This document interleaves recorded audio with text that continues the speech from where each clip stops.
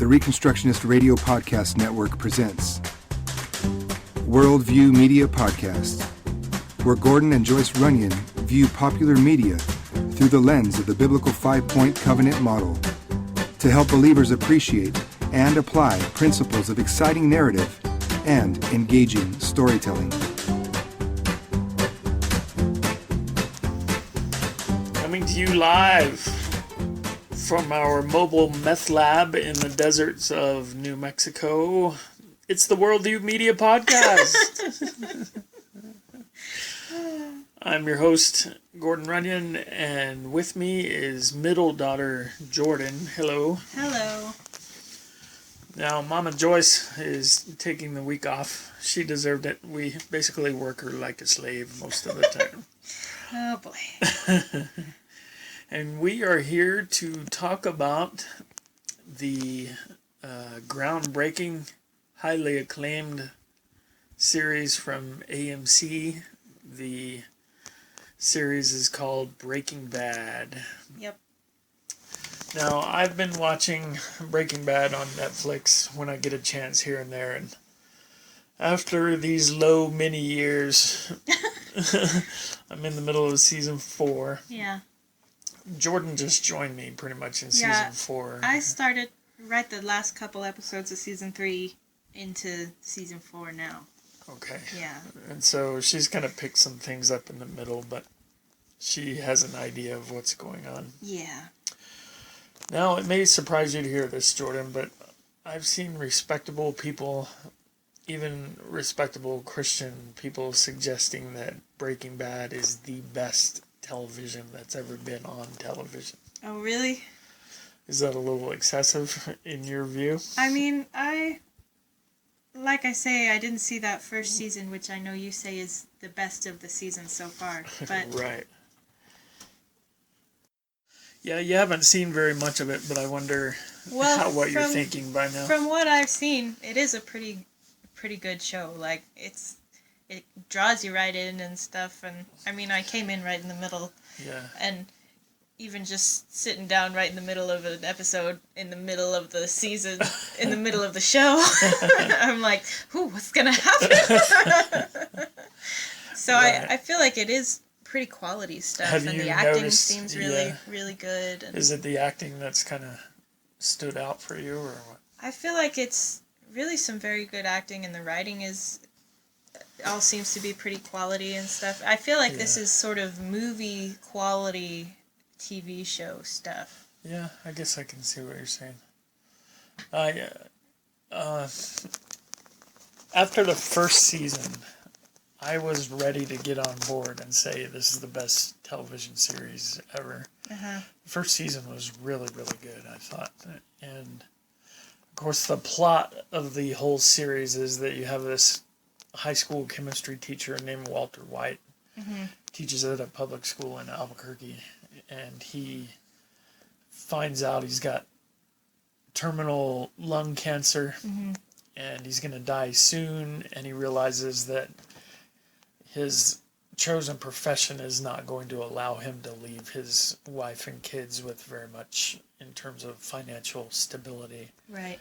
And it occurs to him that he begins to see low-class individuals making a whole bunch of money in the drug trade. Okay. And begins to cook meth himself and hooks up with a former student who's a bit of a low life, just a loser. Yeah, really. Just a loser. And they enter into the drug trade as their own source and their own sales force. Mm-hmm. And hilarity then ensues.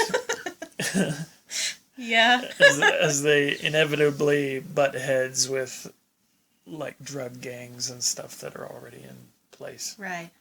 Because, like, they're just coming out of nowhere, these right, two they don't guys. know what they're doing. Yeah. Right.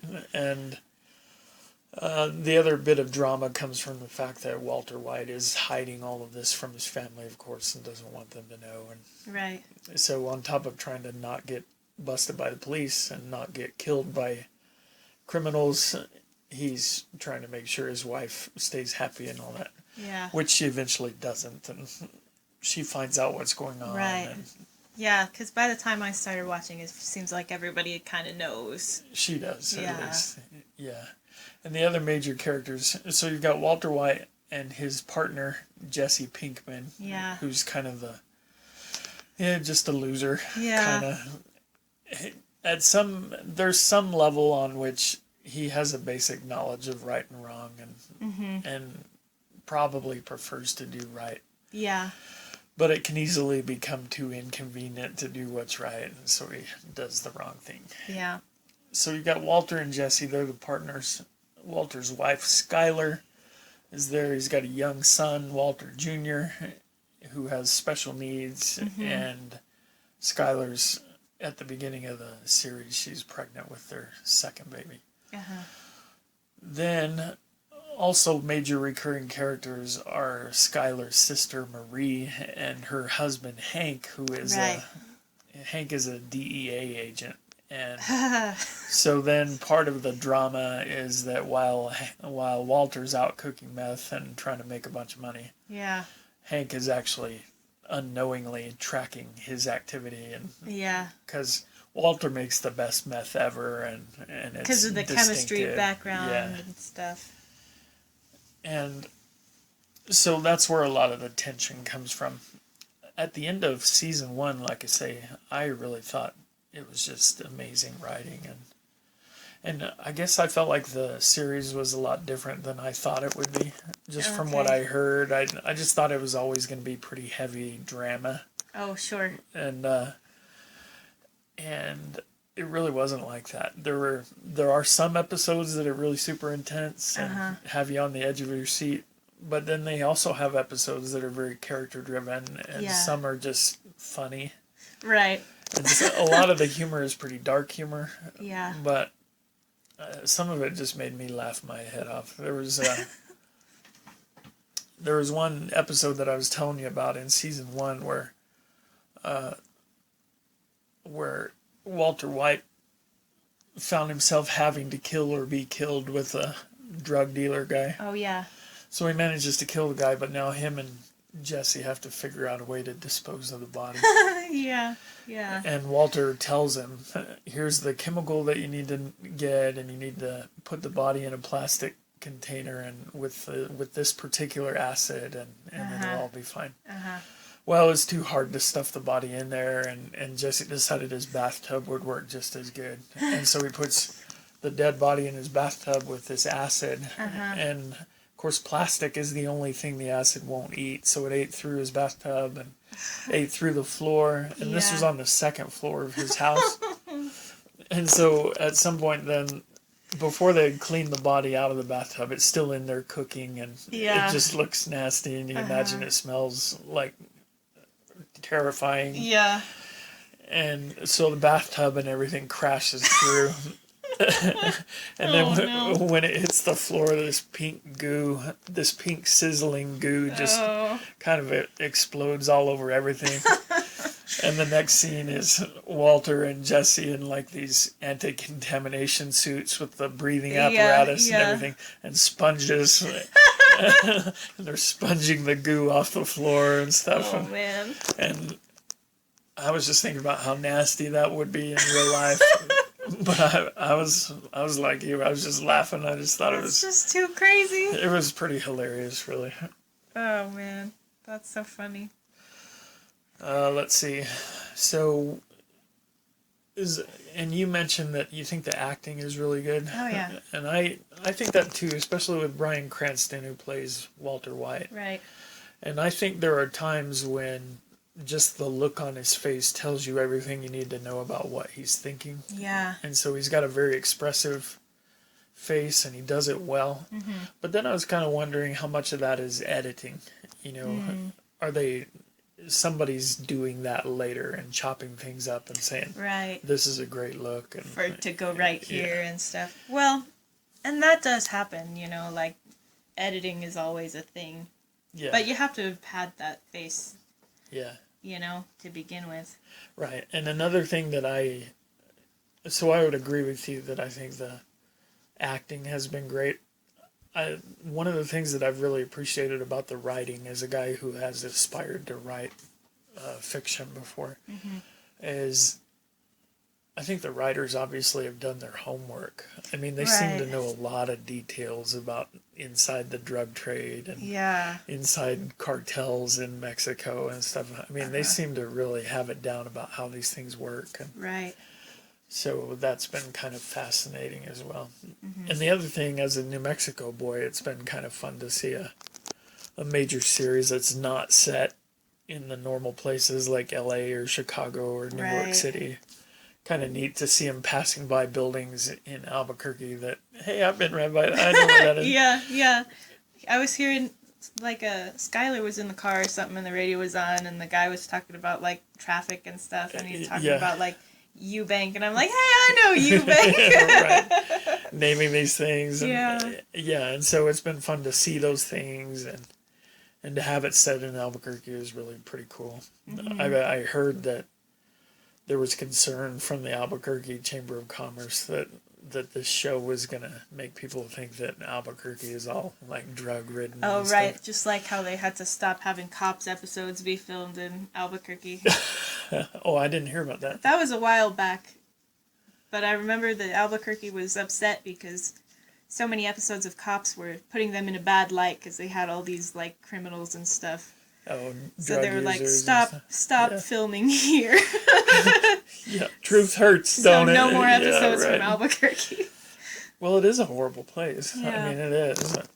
The whole time I was growing up, when I was your age and younger, New Mexico had the highest per capita murder rate in the nation. Yeah. You know, and wow.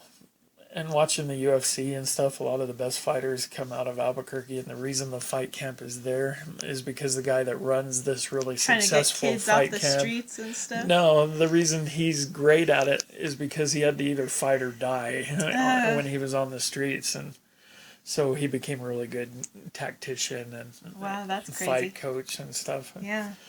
So anyway, that's been kind of neat just to see that sort of atmosphere of the place. It does make for a different kind of series. Yeah. I mean, when you're not always in the concrete jungle, so to speak.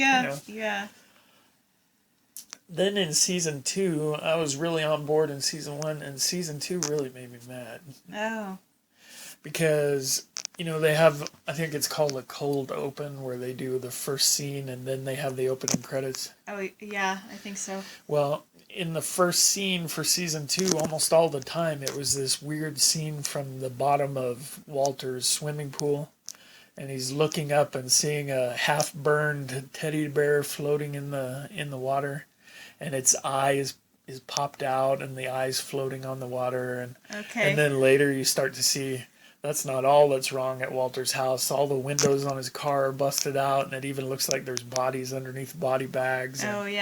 And people there in anti-contamination suits who are scooping up evidence and stuff. And this is all season long. They're teasing this scene. Just the beginning thing?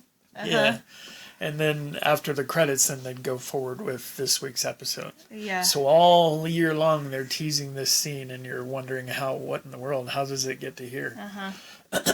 Until then the last episode of season 2, literally Deus Ex Machina, where the answer falls out of the sky for no reason, and everything they had been teasing was really only kind of the connection between what they were teasing and what actually happened to get it there, and Walter White's life was very tenuous and just stretched, and it was very irritating to me. I've been waiting all season to see what the answer is, and then the answer is just this, literally just stuff falling out of the sky, you know, and I just thought, that's some sloppy writing there. It really is kind of a Deus Ex Machina sort of thing. But then I think season 3 came along, and the big tease was these 2 assassins for a Mexican cartel that are coming up to kill Walter White. Oh, okay.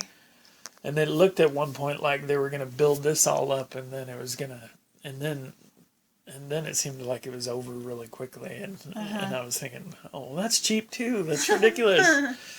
But then they came back and finished it off, and it was a lot more significant than it looked like it might be. And Oh, well. they're the ones that caused Hank to now be in the bed that he's in. They shot him up. Okay, I see. So That's pretty impactful. here we are. So I think we both agree it is the kind of show that kind of pulls you right in. Yeah. And I like the fact that the episodes are kind of varied. There are some that are really suspenseful. Yeah. And you think the characters are going to die. And then there are some that are just very character driven. Yeah. And some, like recently they had one that was just focused on a fly that was in Right. their laboratory. Yeah. Really, the whole story was about them chasing this fly. Yeah. Really reminded me of the kind of episode that might be in the old MASH series from back in the day. Oh, sure. So that was a lot of fun. Any other thoughts on this before we take our break? No, I guess not. I mean, I'd probably have more thoughts if I had seen more. I need to go back and do all that stuff. All right. Oh, I guess we should warn too. It is an adult show. It's not something you want kids to watch. The language is bad at times, and I think there are some like partial sex scenes, and there are places where drug culture is really pictured in a very gritty and realistic way, and kind of disturbing that way. Right. And the violence sometimes. Yeah, the violence. The violence is good. Good violence. Of course, then I need to try to be less violent. Right. You and your bloodlust. All right. So we'll take our break and come back. The Reconstructionist Radio Podcast Network brings to you a complete lineup of podcasts where you will hear practical and tactical theology. Our desire is not simply that you consume our shows, but that you also live out your faith in every area of life. We can talk all day long about these things, but if we fail to put them into practice, then we fail as ambassadors of Jesus Christ, our King. Subscribe now to your favorite Reconstructionist Radio Podcast Network shows. Or you can subscribe to the Reconstructionist Radio Master Feed, where all of the content we produce, including the audiobooks and audio articles, will pop up as soon as they are available. And don't forget to visit reconstructionistradio.com to volunteer as a narrator or to partner with this ministry financially. May the Holy Spirit stir you into action for Christ and His kingdom.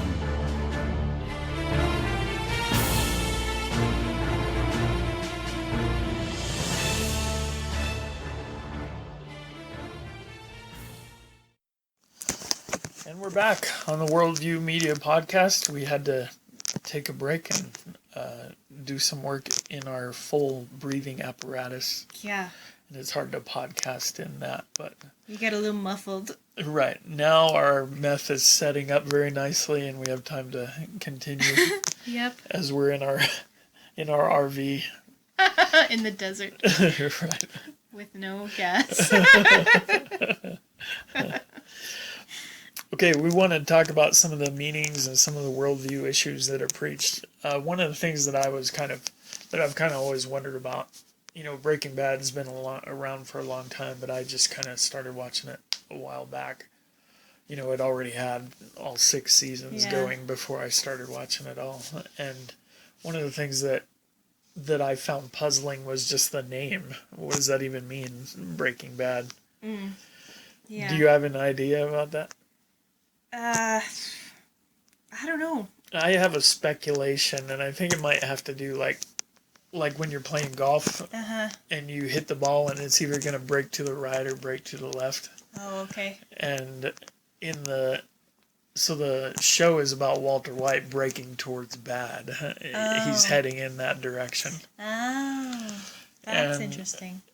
And then I quickly started to notice that it's not just about Walter White breaking bad, but it really kind of shows all the major characters breaking bad. Oh, I see. That's sort of true. Yeah. Because you've got Walter White, who decides to become a drug kingpin. Yep. Just wakes up one morning. Right. You've got his wife, who seems like a pretty decent person for a while, but then she goes to work and finds a way to be okay with knowing that her boss is cooking the books and doing illegal things with the money, and she's the bookkeeper, so she's the one that's going to get in trouble, but she finds a way to be okay with it. And then she, at some point after she finds out that Walter's been lying to her all this time, she then has an affair with her boss in an effort to just strike back at Walter and cause him as much pain as he's caused her. Sure. And so that represents Breaking Bad. And then her sister Marie, if you're not watching her, she's a kleptomaniac. Right. She loves stealing things and shoplifting. And here recently, she loves making up these fanciful stories and, telling wild tales. And Hank, the DEA agent, I think the first time we really see him, I may be wrong, but one of the first times we see him in the whole series, he offers Walter a cigar from Cuba, and it was during the time when those things were contraband and illegal in the United States. So you've got this DEA agent who's perfectly okay with smoking illegal cigars and stuff like that. And now he's at a place where he's understandably kind of doubting himself and doubting his own manhood and stuff like that. But that's not really a new thing. There have kind of been pieces of that throughout where he's kind of purposely put on this macho front. Right. But you see him kind of having panic attacks when the stuff really hits the fan and stuff like that. Interesting. Yeah, so he's kind of living a little bit of a lie himself a lot of the time. And so it just began to occur to me, and Jesse's a bad guy anyway. He's always been a drug dealer and stuff. Yeah. And he treats women terribly and all that. But it just kind of seemed to be a theme that here are these quote-unquote decent people, and under the right circumstance, they all turn into villains, pretty much, and they're all doing bad things. And I kind of like that. I mean, it makes for a dark story at times. Right. When there's no clear good guy. Yeah, that's tough. But I like the fact that, that's kind of based on a biblical truth. Right. That given the right circumstances, we can all fall into temptations and find ourselves justifying sin in ways that are, horrific, really. The things that we can do when we figure out how to justify ourselves, it's ridiculous, Yeah. You have church people getting abortions, and you have church people, addicted to pornography or addicted to drugs or whatever that might be, and so that's common to all men, and so we get this. I think we develop this kind of false sense of righteousness that I'm one of the good guys. Well, you may not have done all the evil that someone else has done, but biblically speaking, you are just as depraved as any one of these. And if God should withdraw his restraining hand from us, and there's no limit to the evil that we'll do. Yeah. And so I've kind of liked that thematic concept that's throughout the show. Right. You were mentioning you had a little bit of a thematic thing going on too. Well, I had just figured just the whole sort of basis of the show seems to fall with this sort of theme of like how the ends will sort of justify the means, even if those means are like these terrible things, like becoming a drug lord and all of this stuff. And it's like that's sort of the whole main conceit of the show, but it also sort of pops up in all these little moral issues that Jesse and Walter keep getting into, where they're like, well, we gotta do this to survive, or like, how are we gonna cover up this one thing just so that this next thing works out a little better, and all this stuff. And it's the same sort of concept where it's like, well, as long as we're trying to get to this goal, whatever we need to do to get there, that's what we gotta do. Yeah, right. I don't mean to do a spoiler thing, but Jesse has always kind of had this moral compunction, and he doesn't want to be a killer. He's not a really ruthless sort of bad guy. Right. He's just kind of stumbling through the drug world and all that. Yeah. He's just trying to get survive. Yeah. From beating to beating. And, oh, poor Jesse. there does come a time toward the end of season 3 where Jesse winds up taking a step that he wouldn't have taken. And it's he winds up committing a sort of sin that he refused to in the past, but now here he is doing it. And now, so far in season 4, I really kind of like the fact that the writers are showing him in a great deal of like psychological turmoil. Right. As a result of having crossed that line that he knew he didn't want to cross. And right. He's unable to be alone with his own thoughts. It drives him crazy. And he's kind of descending, circling the drain sort of thing. Yeah, But Walter, after this had happened, goes to Jesse and, he wants to make sure he's okay. And what he does to do that is like, you did what you had to do. Right, you had no other choice. And so it's like, it's that thing where, hey, I know you feel bad about this, but remember, it's all about the end goal. You had to do this, yeah. And I feel like that really hasn't helped with Jesse so far, that whole idea. Like, sure, he's been told that, but I think he's really struggling with sort of making that better. Real. Yeah. And as you were talking, it reminded me of the fact that then throughout, over the course of the series, which, you haven't seen it all, but there were a lot of things that Walter started out really reluctant about doing. When it came down to him really either having to kill or be killed with this one drug dealer guy. Yeah. Before it came to that, he had the drug dealer tied up and completely subdued and all that. And both he and Jesse decided that the really only logical thing to do was to kill the drug dealer. But it did show a thing where Walter's still struggling with the decision. Yeah. Doesn't really want to kill him. And so he gets out a piece of paper and he draws 2 columns on the paper. And one column says something like, kill him, and the other column says, don't kill him. And so he starts writing down reasons in both columns. And under the don't kill him thing, at one point, like the 3rd or 4th item on the list, it said Judeo-Christian principles.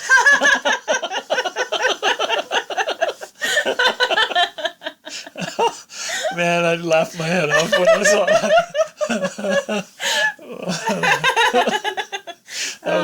That's funny. It was so funny because he's obviously not a believer in anything. But he's just like, I gotta take this into consideration, though. Right. Judeo-Christian principles. Man, I died. Oh, that's funny. Yeah. Wow. But I was pointing that out, that here he is struggling with this. He finally does kill the guy. He doesn't want to. It's a horrific thing. And then, but now here recently, wow, when he felt like he had to save Jesse's life against a couple of drug dealers, there was no hesitation. No. And well, then, not that we saw. He was in that car out of nowhere. Right. But when he got up and the one guy's still alive, man, he got that gun and just shot him right there with that's true. I think that qualifies as cold-blooded murder, Yeah, probably so. And then here, just recently, now he's talking about the big drug kingpin that he works for. And now he's like begging this guy, just get me in a room with him and I'll do the rest. Like he's ready to go and murder this other guy too. And so not only does it show that everybody will break bad if God's hand doesn't restrain them, but once you've started breaking bad, then it's just so much easier to keep on going. Right. And your conscience gets wounded, and it's easier to take that step. And so I really feel like a lot of what's in Breaking Bad, at least so far into the 4th season, the anthropology, the study of what it means to be human, I think has really been very, very accurate. In terms of how Hollywood works and stuff. Right. And so for me, it's been a pleasure to watch that. It is a little bit darker, but the thing that rescues it is because there are intentional points where it's funny like that. And it's just, I guess I'm trying to justify the fact that I enjoy watching it.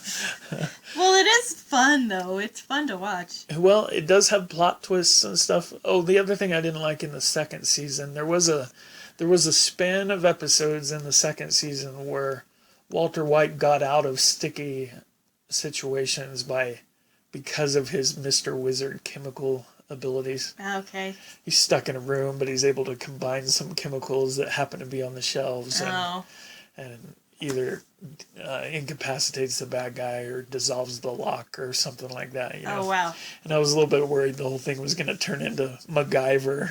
With chemicals and meth. Right. But it hasn't been that, although Walter is still a guy who, once he figures out what the situation is and what the game is, I'm starting to see he really is like a master tactician. Yeah. And he knows the right steps to take and how things are probably going to go. And he seems to be a really good talker, too. He can, you know?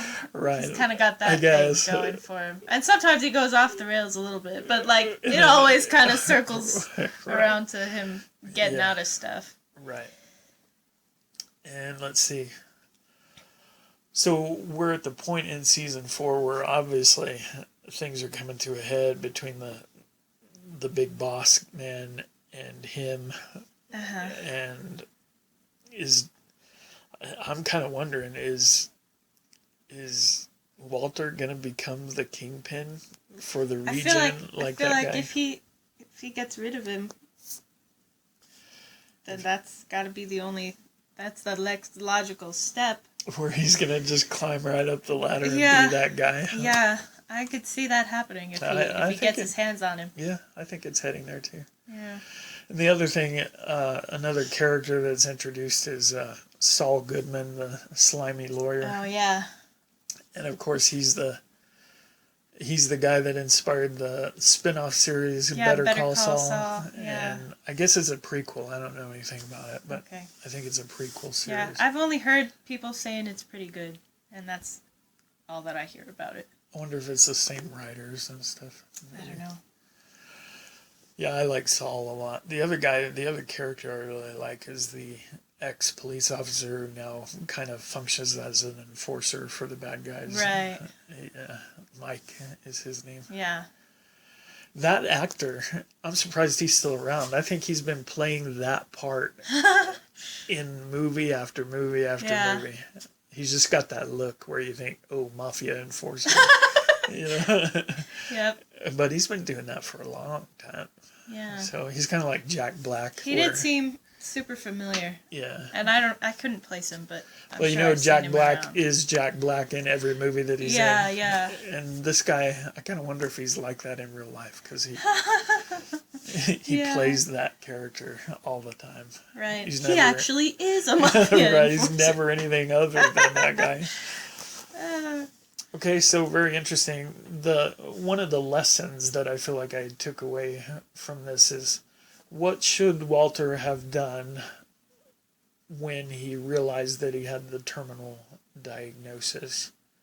And of course, as a Christian person, you should immediately resort to God and prayer. And the book of James talks about gathering the elders around and anointing the sick person with oil and confessing your sins that you may be forgiven, and the prayer of faith will heal the sick.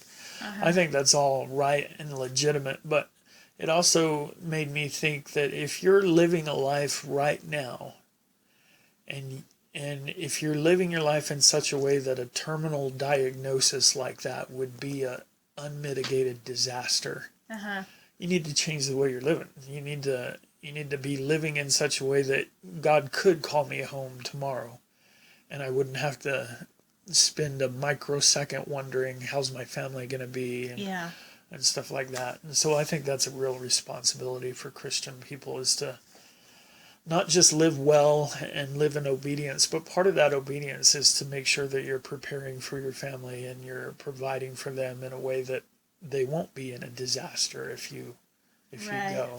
And so that's what drove Walter at the beginning. He just realizes, oh man, my family's destroyed if I leave. It shouldn't be that way.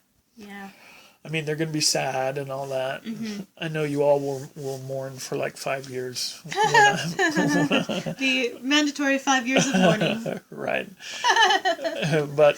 But your family should be able to keep moving forward is the point. And so we should be living that way now. That's a good lesson. Amen, sister. Okay, you got anything else on this? Any other thoughts on Breaking Bad? I don't know. I didn't expect to like it as much as I have liked it. Same. I was the same. And I feel like part of all the hype about it and stuff just sort of turned me off wanting to watch it. Because I'm like, oh, there's no way it's as good as everybody wants to say it is and all this stuff. But it's pretty good. That's right. I'm the same way. That was my reluctance. It's just, no, everybody thinks it's great. It probably is horrible. Yeah.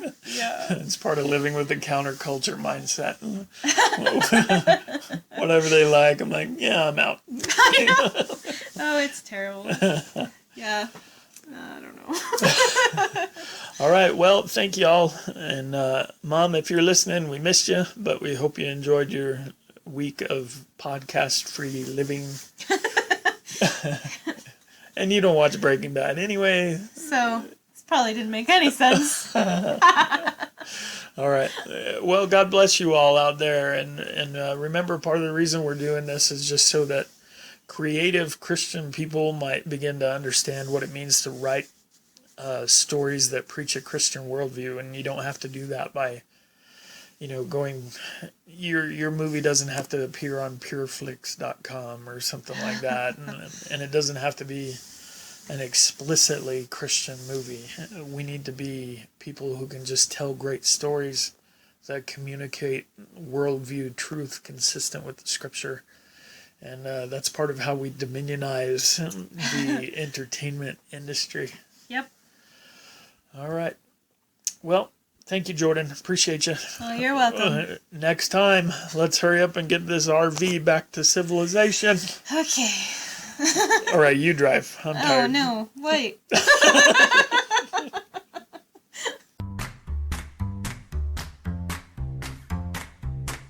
Thank you for listening to the Worldview Media Podcast. Please visit reconstructionistradio.com to check out the other podcasts in our network and to download our free audiobooks.